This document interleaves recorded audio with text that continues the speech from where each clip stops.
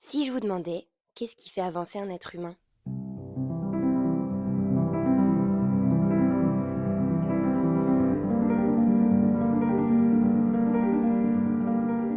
Certains diraient l'ambition, d'autres la force.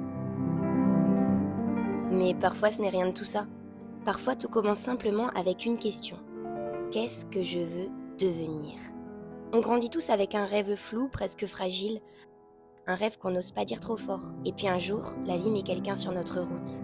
Un professeur, un modèle, un regard qui dit tu peux aller plus loin que tu ne le crois. В мировом туре никаких показателей еще нету, а что касается Гиннесса, финалистка.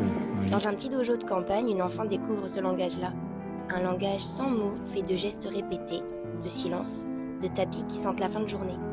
Elle y découvre l'effort, le respect et cette drôle de sensation que peut-être elle a trouvé sa place. Pourtant, le monde ne déroule pas le tapis rouge. Croire en ses rêves, c'est accepter de marcher dans le doute.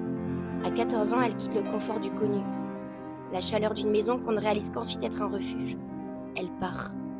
Pas pour réussir, mais pour comprendre jusqu'où peuvent aller ses convictions. Les années suivantes ne ressemblent pas aux films qu'on regarde enfant. Elles sont dures, plus vraies. Le haut niveau n'est pas un décor héroïque. C'est un lieu où l'on rencontre ses propres limites et où on apprend à les traverser.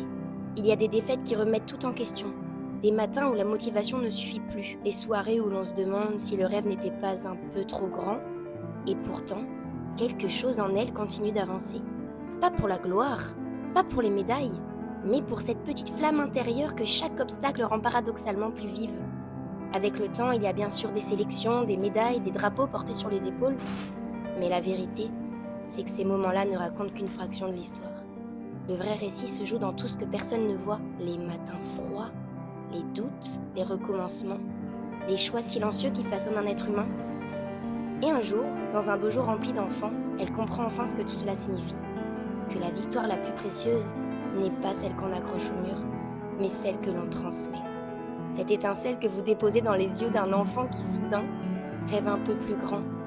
Soutenir ce parcours, ce n'est pas soutenir une histoire individuelle, c'est croire en une idée simple, que le courage est contagieux, que les rêves ont besoin d'être portés à plusieurs et qu'un horizon comme Los Angeles 2028 peut devenir un projet collectif, presque une promesse.